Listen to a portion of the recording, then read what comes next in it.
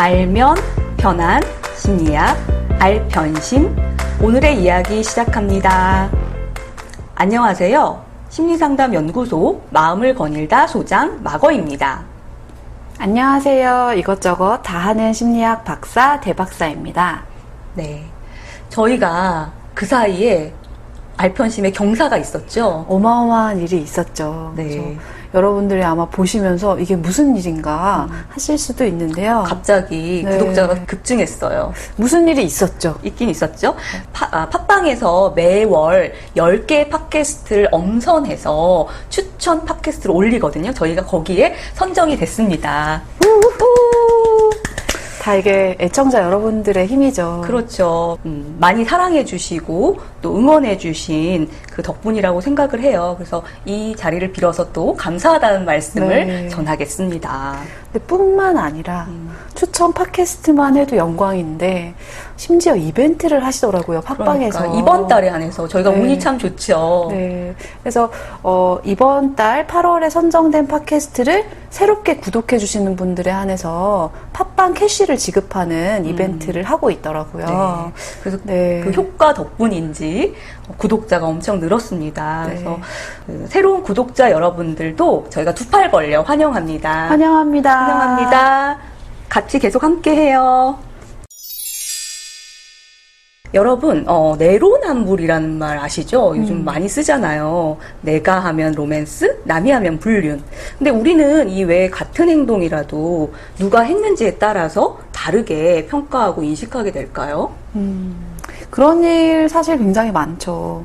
저는 가끔 운전할 때 그런 생각 많이 하는데 누가 이렇게 차간 거리를 안 지키거나 막 이렇게 너무 급하게 운전하는 것 같으면 성격 왜 이렇게 급하냐 저 사람, 자기가 이렇게 막 빨리 간다고 해서 앞차가 가는 것도 아닌데 왜 저러냐 막 이러거든요. 근데 또 저도 운전하다 보면 그렇게 할 때가 있잖아요. 근데 제가 운전할 때는 나 성격 너무 급해 이러진 않거든요. 그렇죠. 근데 이런 경우에 사실은 상황을 생각해 보면 어쩌면 환자를 병원으로 옮기고 있을 수도 있고, 아니면 맞아요. 임산부, 지금 애가 막 나올 것 같은 임산부를 싣고 병원으로 가고 있을 수도 있잖아요. 맞아요. 그런 상황을 생각하면 이유가 또 다양하고 다른데, 그런 의미에서 이제 오늘 저희가 나눠볼 이야기는 귀인 이론입니다. 그래서 알편령의 원더 저희가 얘기할 때도 잠깐 언급하기도 했었죠. 이 귀인이라고 하면은 어떤 행동의 원인을 어딘가로 돌린다라는 의미인 거죠. 네. 그래서 예를 들어 보자면 아까 말씀드린 대로 저희가 이번 달 8월 추천 팟캐스트로 선정이 됐는데 누군가 저희한테 어떻게 그렇게 선정이 됐냐라고 물었을 때 저희가 저희 청취자분들이 아주 적극적이시고 훌륭하시거든요. 그래서 댓글도 많이 달아주시고 좋아요도 많이 눌러주시고 그런 게 다 반영된 것 같아요 라고 할 수도 있고, 아니면 그러게요, 운이 너무 좋았어요 이럴 수도 있고, 아니면 저희가 워낙 실력이 출중하지 않습니까? 이럴 수도 있잖아요. 그렇죠. 이런 게 다 귀인이죠. 그렇죠. 어떤 일이나 행동에 대해서 우리는 수많은 이유를 댈 수 있잖아요. 근데 그런 이유를 대는 과정에서 이 독특한 심리적 현상들이 많이 나타나곤 합니다. 그래서 이제 오늘 알편심에서는 이 귀인과 관련된 여러 가지 이야기들을 해보려고 해요. 저희가 이제 귀인이라는 게 얼마나 중요한지에 대해서 오늘 차차 이야기를 하게 되겠지만, 어쩌면 이 귀인이 좀 크고 작은 갈등을 해결하는 열쇠가 될 수도 있고요. 관대해지는 비결이 될 수도 있고, 특히 자기 자신을 또 이해하는 어떤 좋은 힘이 될 수도 있는 것 같아요. 네. 그럼 이제 귀인에 대해서 자세하게 이야기해 볼까요? 심리학에서 이 귀인이라는 것은요, 사회심리학 분야를 중심으로 굉장히 활발하게 연구가 많이 되어 왔죠. 네. 그 시작이라고 볼 수 있는 거는 이제 하이더라는 학자인데요. 오스트리아의 심리학자예요. 그래서 이 사람이 잘 관찰을 해봤더니 사람들이 어떤 행동이 왜 일어났는지 이유를 저마다 나름대로 분석을 하더라는 거죠. 그래서 그거에 주목해서 귀인 이론이라는 것을 내놓았습니다. 특히 이제 사람들 잘 관찰해봤더니 일정한 패턴이 있더라는 거예요. 그래서 크게 두 가지가 있구나. 귀인의 방식에는 내부와 외부가 있구나. 이렇게 이야기를 했습니다. 그러니까 내부라고 하면은 그 사람의 내면, 그러니까 성격, 동기, 태도 등 이런 것에서 원인을 찾는 것이고, 이제 외부라고 하면은 사람들 밖의 것, 뭐 규범이나 상황, 환경, 기회나 운 같은 이런 요인들을 원인이라고 생각하면서 그 원인을 찾는 걸 말하는 거네요. 그렇죠. 그래서 대부분의 기인은 이렇게 내부냐, 외부냐의 두 가지로 구분이 돼요. 그래서 만약에 누가 지각을 했어요. 근데 이때 내부로 기인한다면, 걔는 좀 게으르더라. 사회생활 무서운 줄을 모르는 애야. 이런 식으로 생각하는 거죠. 근데 똑같은 상황에서 외부로 기인한다면 어떻게 할까요? 뭐 차가 많이 밀렸나 보다 뭐 이렇게 생각하거나 아니면은 어젯밤에 좀 늦게까지 야근해서 조금 힘들었나 보네 이렇게 생각할 수도 있겠죠. 네, 맞아요. 그래서 내부 기인이 대부분 그 사람의 성격이나 특성에 대한 것을 이야기하기 때문에 기질적 귀인이라고 말하기도 하고요. 또 외부 기인, 외적 기인은 그때의 상황을 좀 면밀하게 고려하는 것이라서 상황적 귀인이라고 합니다. 그런데 흥미로운 점은 사람들이 다른 사람의 행동을 평가할 때는 유독 이 성격 특성 같은 내적 귀인을 많이 한다고 하죠. 네, 그게 바로 기본적 귀인 오류라고 명칭이 있는 건데요. 그러니까 다른 사람의 행동에 대해서 기인할 때 상황의 요소는 과소평가하고 그 사람의 성향이나 기질, 성격 이런 거에 대해서는 과대평가하는 경향이 우리 모두에게 있다는 거죠. 그러니까 이게 기본적 귀인 오류라고 말하는 것은 이 기본적이란 말이 붙는 거는 그만큼 너무 흔하고 강력하고 보편적으로 나타난다는 의미가 반영되어 있는 거고 또 오류라고 하는 거는 이제 사실 어떤 행동을 할 때 그 개인적인 특성뿐만 아니라 이 행동의 원인은 여러 가지잖아요. 그 순간에도 있고 그 이전에 수많은 상황들이 영향을 미치는 건데 그런 것들을 고려하지 않고 간과한다는 점에서 오류라고 말을 하는 거겠네요. 네, 사실 우리 생각보다 상황의 힘이 되게 세잖아요. 그렇죠. 원래 이렇게 단 거를 별로 안 좋아하는 사람이더라도 자기 책상 위에 초콜릿이 딱 놓여 있으면 자꾸 손이 가잖아요. 그렇죠. 그래서 그 광고 멘트 나온 거잖아요. 손이 가요, 손이 가. 1일 1노래를 결심하신 손이 가.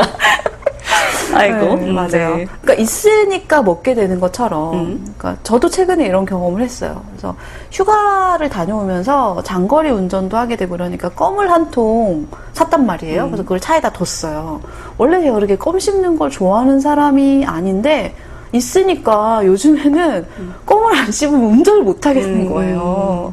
그러니까 이게 상황의 힘이죠. 그렇죠. 만약에 대 박사님 차를 제가 같이 타서 껌 씹는 모습을 몇 번 봤다면 속으로 이 대 박사님은 껌 씹는 걸 되게 좋아하는구나 이렇게 생각을 했겠죠. 뭐 그 전에 뭐 껌을 안 좋아하는 거, 뭐 휴가 때 우연히 샀다는 거 이런 건 모르니까요. 그렇죠. 그래서 이 기본적 기인 오류라는 것이 굉장히 강력한 현상인데요. 이걸 또 보여주는 재밌는 실험이 있어요. 그래서 일명 카스트로 스터디라는 게 있는데요. 그래서 쿠바의 정치가 중에 피델 카스트로라는 사람이 있는데요. 이 사람이 마른 정치가지만 이제 굉장히 오랫동안 독재를 한 사람이라서 미국인들에게는 약간 부정적으로 비춰지는 사람이에요.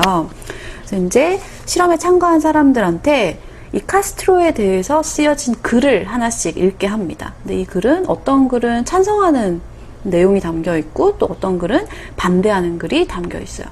그래서 그 글을 읽고 이 글을 쓴 사람은 카스트로에 대해서 어떤 태도를 가지고 있는 것 같은지를 묻는 거죠. 그래서 만약에 마거님이 실험에 갔더니 글을 읽었는데 카스트로 괜찮은 사람이었어. 이런 글을 쓴 걸 읽었다. 그럼 이 글의 필자는 카스트로에 대해서 어떤 태도를 갖고 있다고 유추하시겠어요? 찬성하는 태도를 갖고 있겠구나 이렇게 생각을 하겠죠. 그렇죠. 그게 자연스럽죠. 찬성하니까 찬성하는 글을 쓰고 반대하니까 반대하는 글을 썼다라고 아마 유추할 거예요. 그런데 이 실험의 재미있는 점은 자기 의지로 쓴 글이 아니었다. 이 글은 사실 그냥 찬성하는 글을 써보라고 해서 쓰고 시켜서 쓴 거였다는 거예요. 그래서 찬성하는 글을 써주세요 해서 썼고 반대하는 글을 써주세요 해서 쓴 글이다라고 미리 알려줘요. 그런 다음에 글을 읽고 나서 이 글의 필자는 실제로 카스트로에 대해서 어떤 태도를 가지고 있을까요? 이렇게 물어보는 거죠. 합리적인 추론을 해본다면 이 사람이 시켜서 그 글을 썼으니까 이 사람의 태도는 알 수 없는 거다. 그쵸. 이렇게 말하는 게 모르는 합리적인 거죠. 추론이겠죠. 네. 그러니까 모르는 거니까 찬성하는 글을 읽었든 반대하는 글을 읽었든 이 둘 사이에 별로 차이가 없어야 된다는 거예요. 그렇죠. 왜 찬성한 사람인지 반대 사람인지 우리는 알 수 없다. 시켜서 썼다면서 이렇게 해야지 자연스러운데 실제 결과는 그렇지가 않았어요. 마치 자기 의지대로 쓴 것 마냥 찬성하는 글을 시켜서 쓴 사람도 사실은 찬성했을 거야. 좋아했을 거야. 반대하는 글을 쓴 사람들은 사실은 안 좋아했을 거야. 이런 식으로 귀인하는 경향이 강하게 나타났다는 거죠. 그러니까 이제 그만큼 그 사람이 원해서 쓴 게 아니고 시켜서 쓴 것이라는 그런 상황적 요인에 대한 정보를 알았음에도 불구하고 그 사람의 내적인 특성으로 태도 같은 그런 내적인 특성으로 귀인하는 그런 기본적 귀인 오류가 여전히 발생한다는 거네요. 그렇죠. 그만큼 그것이 기본적 귀인 오류가 강력한 것이라는 의미일 수 있겠어요. 그러니까 우리 알편심 청취자분들도 내가 보였던 그런 기본적 귀인 오류는 어떤 게 있었나 이런 것들을 찬찬히 한번 생각해 보시면 좋을 것 같아요. 네. 사실 되게 만연해 있어요. 저도 피해갈 수 없는 여러 가지들 그런 상황들이 많이 있는데요. 안타까운 점이 이런 기본적 귀인 오류가 현실에서는 누군가에게 좀 상처가 될 수 있는 방식으로 많이 나타나고 있다는 거예요. 그러니까 대표적인 것이 어떤 범죄의 피해자에 대해서 갖는 우리의 태도 같은 거죠. 요즘은 좀 이런 인식이 많이 개선됐다라고는 하지만 성폭력 피해자에게 우리 사회는 옷을 야하게 입었던 거 아니야. 치마가 짧았다면서. 그 시간에 여자 혼자 왜 돌아다녀? 이런 식으로 말하는 경우가 있잖아요. 그런 걸로 2차 가해가 되는 거죠. 네, 그렇게 귀인하는 거잖아요. 그 성폭력 피해의 원인이 너에게 있었다. 피해자에게 있었다라고 귀인하는 거잖아요. 그게 얼마나 큰 상처인데요. 그러니까요. 만약에 그걸 당한 사람이 자신이거나 혹은 내 가족이 피해자였다 하더라도 그렇게 말할 수 있을까요? 좀 그렇지 못하죠. 근데 그거와 비슷하게 학교 폭력도 그런 것 같아요. 이 왕따를 당한 피해자에게 그 사람이 분명히 피해자인데도 불구하고 야 그럴만하니까 왕따 당할만하니까 왕따 당한 거지. 맞아요. 네가 좀 잘 처신했어야지. 이런 식으로 그 사람의 문제를 찾으려고 하는 경향이 있거든요. 맞아요. 참 그런 사례들을 들으면 안타까워요. 네, 그러니까 기본적 귀인 오류라는 것이 그렇게 멀리 있지 않다는 거죠. 근데 이런 기본적 귀인 오류랑 굉장히 비슷한 개념이 또 하나 있어요. 행위자, 관찰자, 편향이라는 건데요. 이거는 어떤 행동에 대해서 내가 행위자이냐 혹은 그 행동의 관찰자이냐 그 입장에 따라서 귀인이 달라진다는 거예요. 그러니까 처음에 말한 내로남불이 바로 행위자, 관찰자 편향의 대표적인 예시겠네요. 맞아요. 그러니까 내가 하는 행동에 대해서는 내가 행위자 입장에서 평가를 하게 되니까 그 순간에 여러 가지 상황, 정황들, 그럴 수밖에 없었던 여러 가지 이유들을 생각할 수 있게 되잖아요. 맞아요. 그러니까 이제 행위자 입장에서 그 이유들을 찾게 되는 거고. 근데 반대로 남이 한 행동에 대해서는 우리는 관찰자 입장에서밖에 평가할 수 없잖아요.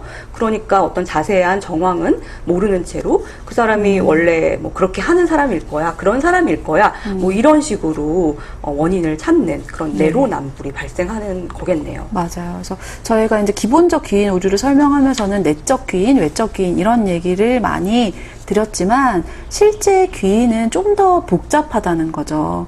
지금처럼 그 행동을 한 사람이 누구인지 또 하나 고려할 것이 그 행동의 결과 혹은 그 행동 자체가 긍정적인지 부정적인지에 따라서도 굉장히 다양한 어떤 옵션이 생기는 거예요. 그래서 예를 들어 만약에 제가 긍정적인 행동을 했을 때는 내적 귀인을 하고요.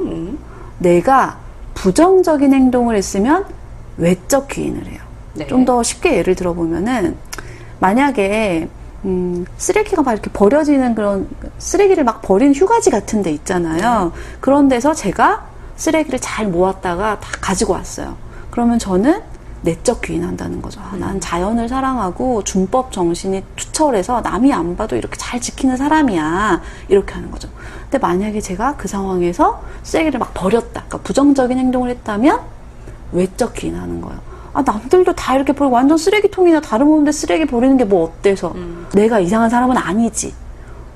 이렇게 사람도 많이 오는 곳에 쓰레기통도 안 마련해놓으면 어쩌라는 거야. 막 이런다는 거예요. 그렇죠. 근데 이제 그런 행동이 내가 아니라 타인이 되면 또 반대가 되는 완전 거죠. 반대가 되죠. 그러니까 남이 그 쓰레기를 잘 모아서 갖고 와요. 그러면 어쩌다 뭐 그런 일 한 번 했겠지. 유난 떨고 그래. 막 이럴 수도 있죠. 그리고 막 쓰레기를 아무데나 버리면 아유 왜 저렇게 저 사람은 준법 정신이 없어. 너무 막 함부로 하네. 뭐 이렇게 맞아요. 생각을 한다는 거죠. 네.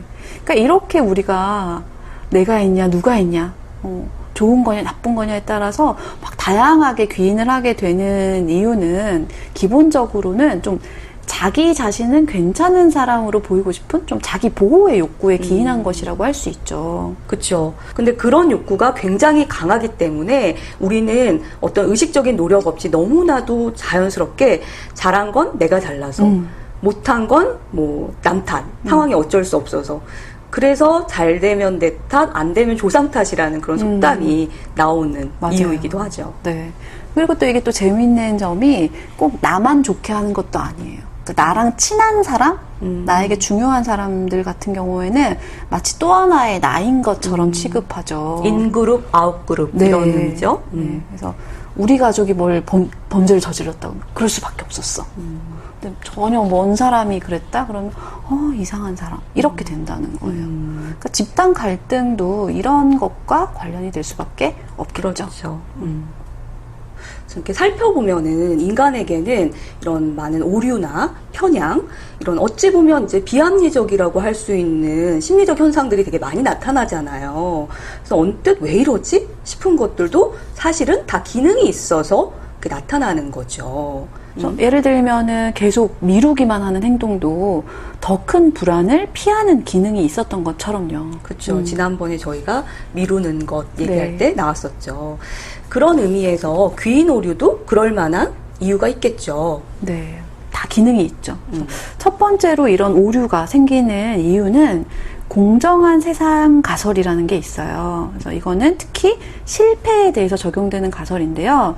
만약에 어떤 사람이 실패했다라고 하면 우리는 그 사람이 왜 실패했다고 생각하게 될까요? 귀인 이론에 따르면 보통 그 사람이 게을러서 노력하지 않아서 이렇게 그렇죠. 귀인하게 되겠죠. 그러니까 내적 귀인을 해야 되잖아요. 타인의 실패에 대해서. 그러니까 왜 우리가 그렇게 하게 되냐 살펴보면 만약에 어쩌다 보니 너무 복잡한 상황 때문에 실패했다 이렇게 말하게 되면 나 역시도 실패할 수밖에 없는 가능성으로 벗어날 수가 없는 거예요. 상황은 내가 컨트롤할 수 있는 게 아니니까. 그런데 그 사람이 그런 사람이라서 실패했어. 실패할 만해. 그러니까 공정하다는 거죠. 그런 사람이기 때문에 실패했다라고 귀인을 하면 나는 그런 사람 아니니까 괜찮아라고 안심도 할 수 있게 되는 거예요. 그러니까 다시 말하면 그런 결과를 얻을 만한 이유가 그 사람에게 있다라고 믿어야 세상이 공평하다라는 이 믿음과 그렇기 때문에 나는 내 삶은 좀 다를 거야. 나는 나를 통제할 수 있어. 이런 믿음이 충족된다는 거죠. 그러니까 뭐 예를 들면 저 사람은 게으르고 무절제한 사람이니까 승진해서 누락된 거고 나는 저 사람처럼 그렇게 게으른 사람은 아니니까 난 다를 거야. 네. 이렇게 생각한다는 거네요. 그렇죠. 그러니까 이게 어쩌면 나는 그런 일을 겪지 않을 거야 라는 자기 보호의 목적이 있는 거긴 한데 그러기 위해서 누군가의 행동이나 피해조차도 너무 쉽게 또는 단순하게 판단하게 되는 그런 안타까운 결과를 초래하게 되겠네요. 네, 맞아요. 그러니까 그만큼 사람이 좀 자기 자신의 상황을 통제하려는 욕구가 있다는 것이기도 해요. 그래서 상황이라는 건 어떻게 돌아갈지 모르는 거잖아요. 그래서 누군가의 실패에 대해서 상황이라고 말하고 싶지 않은 거죠. 나도 똑같아질까봐. 그래요. 그래서 또 이런 오류가 나타나는 이유는 정보의 현저성 때문이기도 하죠. 그러니까 네. 정보가 두드러진다라는 건데 그 사람이 가진 배경이나 뭐 맥락 또는 상황 이런 것들은 눈에 잘 안 보이고 그 사람 자체는 눈에 되게 잘 띄잖아요. 내 눈앞에 있으니까. 그렇죠. 그래서 그런 정보, 그 사람 자체에 대한 정보는 눈에 잘 띄니까 그 사람의 특성으로 기인하기 쉽다는 거예요. 그래서 이거와 관련한 유명한 실험이 있는데요. 테일러와 피스케가 실행한 실험이에요. 어떤 두 사람을 토론을 시키게 해요. 그리고 그 주변에 관찰자 6명을 배치를 하는데요. 그 중에 2명은 A라는 토론자를 주로 보게 배치를 하고요. 또 그 중에 2명은 B라는 토론자를 주로 보게끔 배치를 합니다. 그리고 나머지 2명은 이 A, B 토론자 둘 다를 동시에 볼 수 있게 그렇게 자리 배치를 해요. 그러니까 토론하는 두 사람을 삥 둘러서 이제 관찰자들이 앉아 있으니까 내가 볼 수 있는 사람이 한정되게 되는 그런 상황인 거네요. 그렇죠. 그리고 토론이 끝난 다음에 관찰자들한테 이 토론자 A, B의 둘 중에서 누가 토론을 주도했냐라는 걸 물어봐요. 근데 실제로는 A, B 둘 다 비슷하게 토론에 참여했고 주도를 했거든요. 그랬을 때 토론자 A를 주로 보게끔 자리 배치가 된 관찰자 2명은 A가 토론을 주도했다라고 얘기를 했고요. 그 다음에 토론자 B를 주로 봤던 관찰자 2명은 B가 토론을 주도했다. 그리고 이제 나머지 둘 다를 다 동일하게 관찰했던 관찰자 2명은 A, B 둘 다 비슷하게 토론을 주도했다라고 응답을 해요. 그러니까 자기 눈에 잘 보이는 사람이 대화를 주도했다고 평가한 거네요. 그렇죠. 그러니까 다시 말하면 우리가 눈에 띄는 정보에 집중한다는 그런 거를 반증하는, 그러니까 증명하는 결과이네요. 그렇죠. 저는 관련해서 가끔 뉴스에서 이제 조현병 환자의 범죄에 대해서 많이 다뤄지잖아요. 그런 게 너무 안타까워요. 그럼요. 그래서 어떤 사람이 어떤 범죄를 저질렀을 때 조현병 때문이었다라는 식으로 보도가 되는 경우가 많은데 진짜일까? 굉장히 수많은 이유들이 있죠. 조현병 때문이라고 어쩜 저렇게 단정지어서 말할까 하는 생각이 들 때가 있거든요. 왜냐하면 그런 비슷한 범죄를 저지른 사람이 조현병 환자 말고도 다른 사람들도 그런 범죄를 저지르는 경우도 있거든요. 네. 그런데 조현병이라는 게 우리 눈에 너무 띄는 현저한 정보이기 때문에 그렇게 귀인을 해버린다는 거예요. 그래서 많은 사람들은 어떤 일이 생기면 이유를 알기 원하고 너무 많은 이유가 있어서 단정짓기 어렵다라고 하면 마치 전문가가 아닌 것처럼 보이고 그리고 또 그런 모호한 불확실한 상황을 잘 못 견디는 네. 이유 때문이기도 하죠. 맞아요. 그래서 현저하게 눈에 띄는 정보를 그 이유로 갖다 대서 설명하는 것이 보다 더 쉽고 또 다른 사람을 설득하기도 쉬울 테니까 그리고 자기 자신을 설득하기도 쉽고요. 그렇죠. 인간을 보통 인지적 구두쇠라고도 표현하는데요. 그 인간이라는 건 인지적인 에너지를 소모를 잘 안 하려고 한다는 거예요. 아끼려고 한다는 거죠. 그렇기 때문에 어떤 행위에 어떤 사건의 원인을 찾을 때 쉽게 찾기 쉬운 그런 이유들을 갖다가 찾는다는 거죠. 근데 그게 사실은 생존에 유리하기도 하고 이제 눈에 보이지 않는 여러 이유를 막 생각하면서 머리 아프기보다는 눈에 띄는 되게 쉬운 몇 가지 정보로 원인을 찾는 것이 그 인지적 절약의 측면에서는 더 유리하기 때문에 인간의 보편적이고 자연스러운 좀 본능 같은 특성이라고도 할 수 있죠. 그러니까 실제로 또 일면 이해되기도 해요. 왜냐하면 어떤 사건의 원인은 너무 복잡하고 너무 많기 때문에 우리가 아무리 고민한다고 해서 이게 원인이었구나라고 알 수 있는 게 아니거든요. 근데 모호한 상태로 이유는 알 수 없어 라고 두기에는 또 너무 불안하니까 어떻게든 이유를 찾게 되는 그 기제가 이해가 되기는 하죠.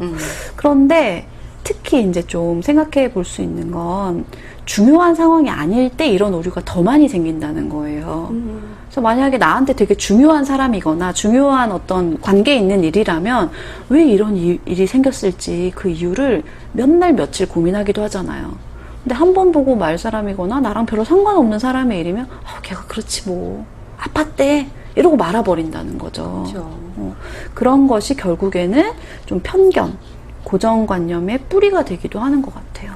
그런 맥락에서 소개하고 싶은 게 있어요. 그 세계적인 사회학자인 리처드 윌킨슨의 최근작 불평등 트라우마에서 윌킨슨은 이렇게 썼습니다. 환경의 힘을 무시하고 가난한 사람은 게으르고 멍청해서 가난하다 라고 간주하는 경향이 바로 대표적인 귀인 오류이다. 이것이 바로 편견의 뿌리라고 볼 수 있다 라고 말을 했더라고요. 그래서 2000년대 들어서 신자유주의에 들어서 사람들이 굉장히 경쟁적이 되고 또 노력해야 성공할 수 있다. 아니면 또는 노력하면 성공할 수 있다. 이런 신화가 굉장히 널리 퍼져 있는데 그런 신화 속에서 우리가 암암리에 어떤 생각을 하냐면 좀 가난하게 사는 사람들은 저 사람들은 게으르고 노력하지 않아서야 라고 편견을 갖게 되고 좀 성공한 사람들에 대해서는 역시 저 사람은 유능하고 굉장히 노력한 사람이야 라고 하는데 사실 그 배경에 있는 우리는 그런 사회적인 맥락 그 다음에 기본적인 근본적인 빈부의 격차 이런 것들은 사실 고려하고 있지 않은 거죠. 그 사람이 아까 제가 공평한 세상 가설이라는 얘기를 했는데 사람들은 기본적으로 이 세상이 불공평하다라는 걸 받아들이기 힘들어하는 것 같아요. 그래서 애초부터 상황이 달랐잖아. 타고난 게 다르잖아. 애초부터 가난했어. 이 사회 구조가 그렇잖아 라고 말하면 뭔가 공평하지 않다라는 게 너무 와닿아서 괴로운 거예요. 그래서 우리 모두 다 공평한 세상에서 살고 있는데 개인의 노력이 달랐어 라고 말해야 이 세상은 공평하다는 믿음이 계속 유지되는 거죠. 그렇기도 하고 그 믿음에 근거해서 뭔가 노력할 만한 또 동력이 생기기도 하니까 그 믿음을 굳건히 고수하는 것 같아요. 네, 좀 씁쓸하기도 하고 네, 또 생각해 볼 여지가 네. 굉장히 많죠. 맞아요. 근데 좀 다른 방향에서 생각을 해보면 저는 좀 이 귀인 오류라는 것에 위로를 받기도 했어요.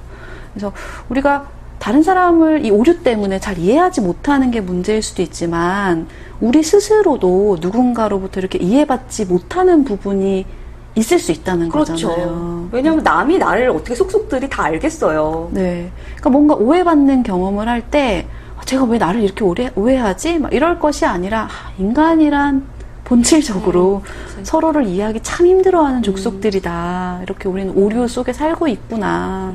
그게 이렇게, 인간이라서 그런 거야. 네, 좀 내려놓을 수 있는 마음도 생기는 거 아닌가? 이런 생각을 맞아요. 해봤어요. 그러니까 그만큼 저희가 늘 얘기하는 것처럼 알면 좀 편해지잖아요. 네. 그러니까 여러분들도 이 기인 이론의 근본적인 것들을 좀 이해하시면 조금 편해지실 수 있을 것 같아요. 네. 근데 그렇다고 이제 이게 당연한 인간의 본능적인 편향이니까 계속 이렇게 오류를 범하고 살자라고 할 수는 없겠죠. 그렇죠. 네. 조금 더 우리가 더 나은 삶을 살기 위해서 노력할 필요도 있는데 이어서는 좀 더 객관적이고 관대한 귀인을 할 수 있는 좀 구체적인 방법들을 이야기해보죠. 네. 저희가 이제 합리적으로 귀인하는 방법에 대해서 소개를 하려던 이유가 있죠. 그러니까 어떻게 귀인하는가는 우리의 삶에 엄청난 지대한 영향을 미치기 때문입니다. 맞아요. 우선은 대인관계에 많은 영향을 미치죠. 그래서 어떤 인상 형성, 저 사람에 대한 호감 이런 것이 또 귀인하고 되게 관련되어 있어요. 제가 어떤 경험을 해본 적이 있냐면은 한 학생이 저를 봐도 늘 이렇게 인상을 좀 쓰고 있고 인사를 안 하는 거예요. 그래서 표현은 안 했지만 내심 좀 마음이 상하더라고요. 그렇군요. 예의가 없네 이렇게 좀 생각하기도 했어요. 근데 나중에 이제 좀 개인적으로 얘기를 할 기회가 있어서 학기 말에 얘기를 해봤더니 그 학생이 눈에 노안이 와가지고 근데 맨날 돋보기를 쓰고 이렇게 길을 다닐 수는 없으니까 공부할 때만 쓰시는 거예요. 그래서 잘 안 보인다. 그래서 항상 자기가 인상을 찌푸리고 다닌다. 이런 말씀을 하시더라고요. 그래서 그제서야 아하 그러셨구나. 네.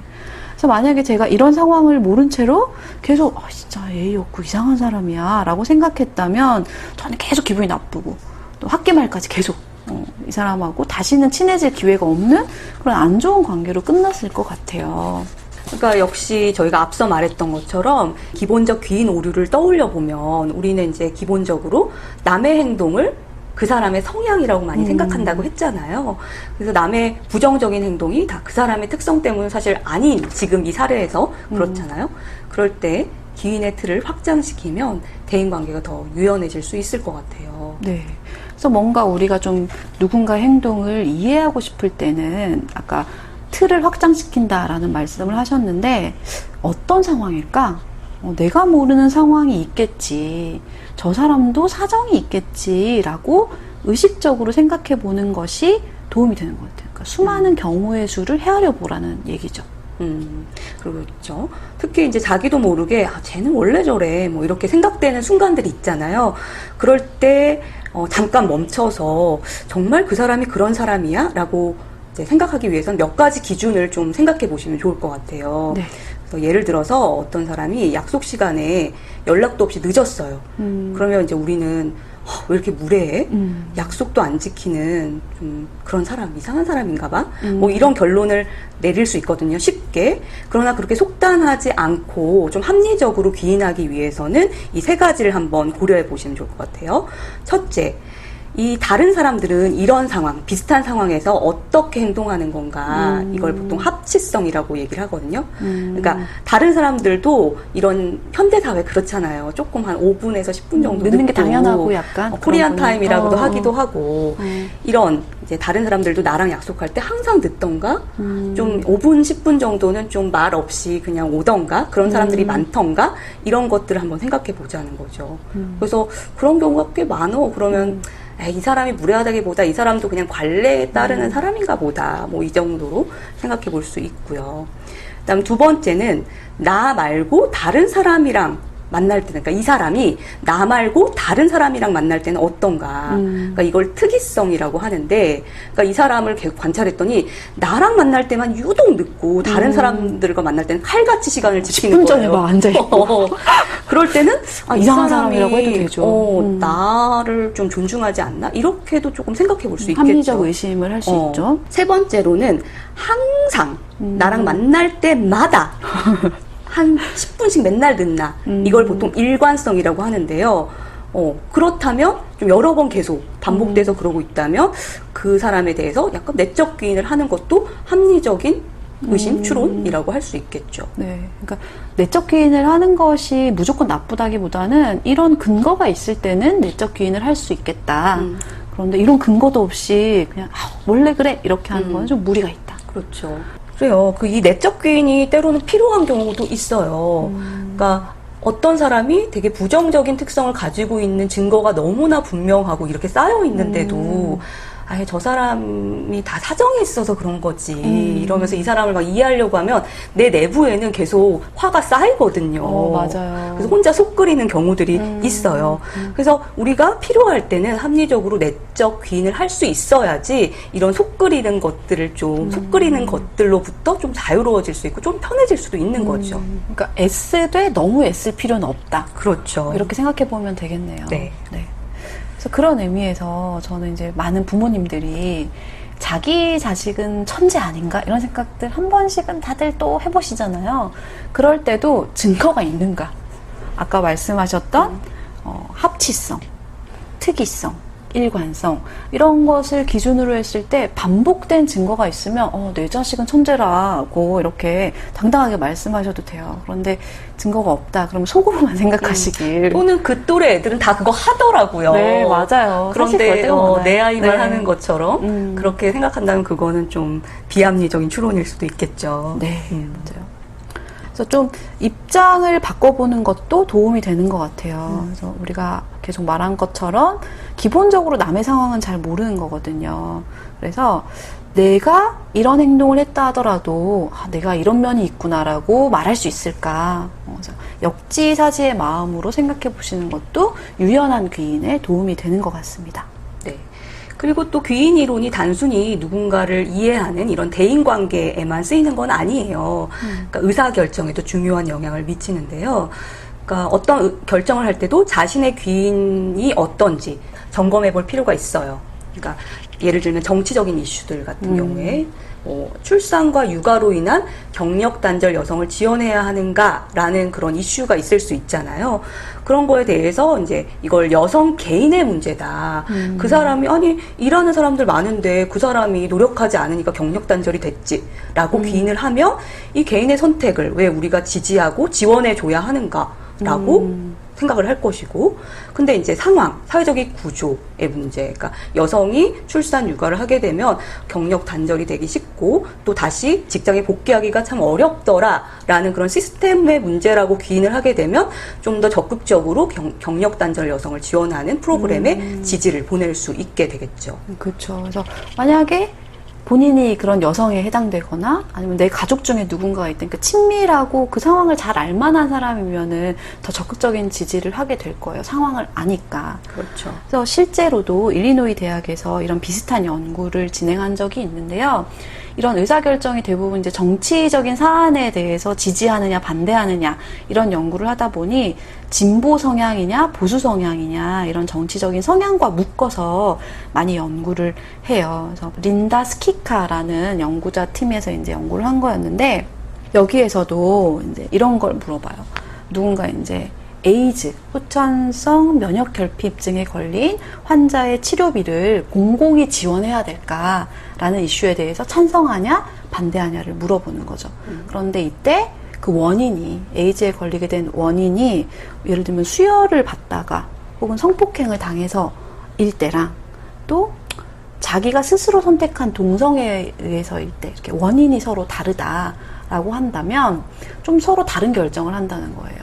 그래서 특히 본인이 보수적인 정치 성향을 가지고 있다라고 응답한 사람들은 원인이 무엇이냐에 따라서 어쩔 수 없는 상황에 의해서 감염된 거면 지원해주고 본인이 선택한 것까지는 지원할 필요는 없고 이런 식으로 많이 결정을 내리더라는 거죠. 근데 반면에 본인이 진보적인 정치 성향을 가지고 있다라고 응답한 사람들은 그 원인이 무엇이든지 간에 지원해줘야지 되지 않겠냐 이런 결정을 많이 내렸다고 해요.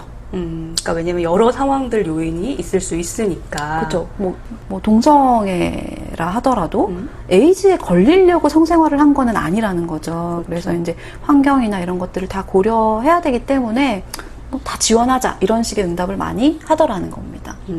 또 이런 동성애 같은 경우는 이제 사회적으로 지지받지 못하니까 좀 더 뭔가 음지에서 뭔가 이루어질 수도 있고 병에 걸렸을 때 또 치료를 바로 받기도 어렵고 이런 사회적인 맥락, 구조 때문에 에이즈가 발생할 수도 있다라고 보는 거네요. 그렇죠. 그래서 이제 보수인 사람들과 진보인 사람들이 서로 조금 다른 응답 경향을 보였는데요.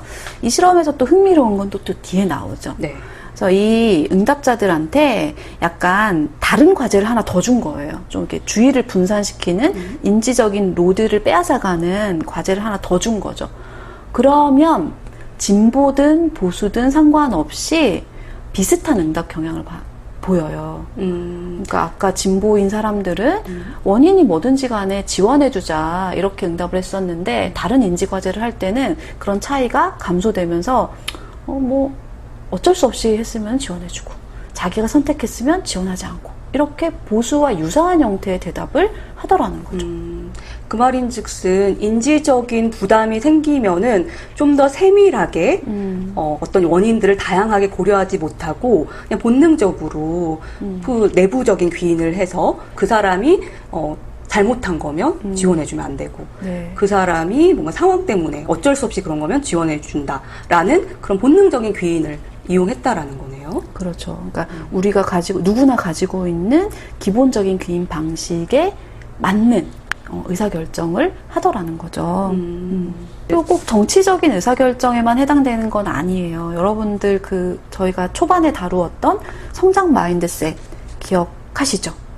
그러니까 어떤 실패를 경험했을 때 그래도 계속 도전할래? 말래? 이걸 결정할 때도 결국은 귀인의 문제라는 거죠.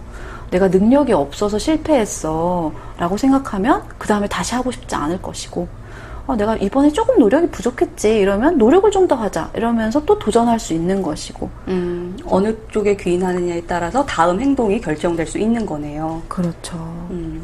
그러니까 요약하면 우리가 어떤 결정이나 행동을 할 때 또는 판단을 할 때 이 잘못된 혹은 너무나 편협한 귀인의 결과는 아닌지 점검해 볼 필요가 있다는 거죠. 그러니까 여러 가지 상황들을 고려해도 이런 결정을 내릴까, 이런 판단을 할까, 이런 것들을 좀 의식적으로 생각해 보실 필요가 있다라는 말씀을 드리고 싶네요. 그러니까 저희가 이제 결정, 행동, 판단할 때 귀인에 대해서 얘기도 했는데요.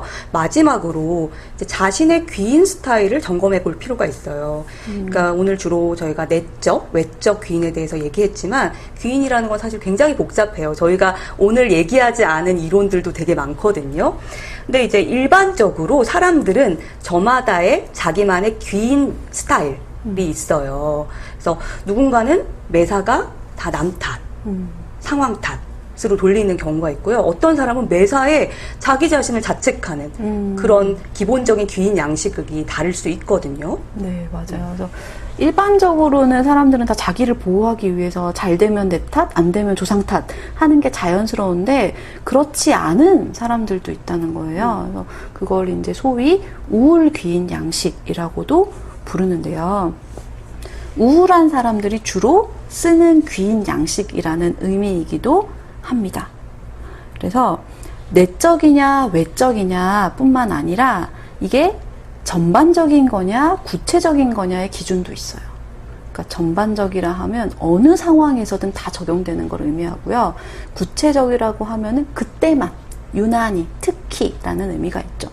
또 안정적인 거냐 불안정한 것이냐도 있어요. 그러니까 안정적이라 하면 변치 않고 지속되는 거. 예를 들면 지능 같은 거는 하루아침에 달라지는 건 아니니까 스테이블한 것에 가까울 것이고요. 언스테이블한 거, 그러니까 불안정한 것들은 예를 들면 운 같은 거 아니면 그날의 컨디션 같은 거 바뀔 수도 있는 것을 의미해요. 근데 우울한 사람들은 주로 자신의 실패에 대해서 내적이면서 전반적이면서 안정적인 것으로 귀인하는 경향이 있어요. 예를 들어 시험을 망쳤어요. 왜 시험을 망쳤니? 이렇게 물어보면 내가 그렇지 뭐 내 잘못이야 이러면서 나 머리 나쁘잖아 알잖아.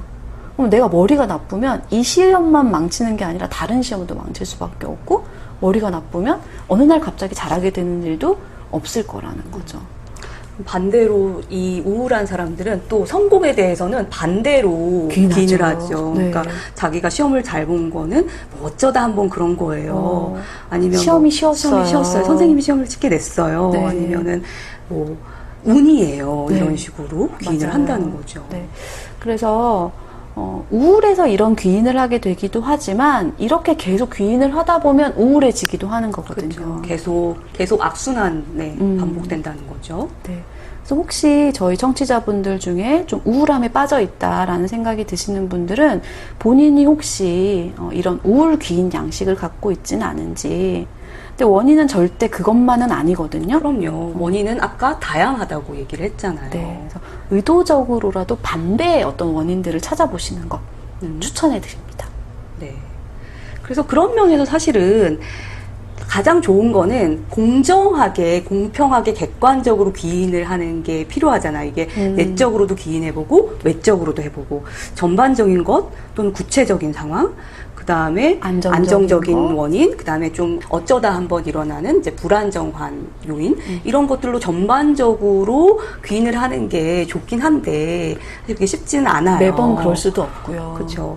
그래서 이제 약간 우울 귀인 양식을 갖느냐 아니면 그 반대 일종의 우리가 소위 잡벅이라고 하는 그런 낙관 귀인 양식이라고 하죠. 그렇죠. 낙관 귀인 양식을 갖느냐 이 두 개를 선택하라고 하면 사실은 우리 삶에 도움이 되고 조금 더 좀 행복하게 우리를 좀 이렇게 업시켜주는 방식의 양식은 낙관 귀인 양식인 거죠. 조금 어떨 때 보면은 잡벅처럼 보일지라도. 네, 맞아요. 그래서 이제 결론적으로 이 귀인도 사실 유연한 방식의 귀인이 맞아요. 필요할 것 같아요. 어떤 하나만 고집하거나 이래야 된다 저래야 된다가 아니라 상황에 따라서 또는 이제 행위의 주체에 따라서 그러니까 내가 하는 거냐 남이 하는 거냐 그것도 또 다르겠죠. 여러 가지 맥락을 고려해야 되는데, 그러니까 우리가 하나로 딱 정답을 얘기할 수는 없지만 조금 더 건강한 방식으로 또 나와 타인의 관계에 좀 도움이 되는 방식으로 그리고 조금 더 객관적이고 합리적인 방식으로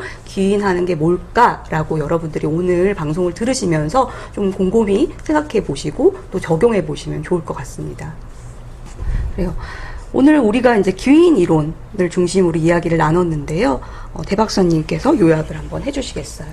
네, 오늘 저희가 이제 귀인 이론에 대해서 이야기를 하면서 기본적 귀인 오류, 뭐 행위자 관찰자 편향 이런 것들을 이야기했었습니다. 그래서 이런 오류들이 나타나는 이유에 대해서도 설명을 했었어요. 그래서 언제나 그렇듯 자연스럽고 나름의 이득이 있는 것이다. 그러나 너무 한쪽으로만 귀인을 하는 것은 서로에게 좋지 않다. 그래서 다양한 상황을 고려해보고 역지사지의 마음을 갖고 다양한 증거를 수집하는 귀인의 방식이 필요하다. 이런 이야기들을 했었습니다. 오늘은 우리가 흔히 하는 내로남불을 이해하는 기초가 되는 귀인 이론에 대해서 다뤘는데요. 오늘 알편심 어떠셨나요? 알게 되어 좀 편해지셨나요? 우리는 너무 찾기 쉬운 이유로 속단을 하곤 합니다. 그래서 놓치고 있는 것들이 많을 수 있죠. 그래서 여러 가지 이유들을 고려하면 타인이든 나에게든 좀 더 관대해질 수 있지 않을까요?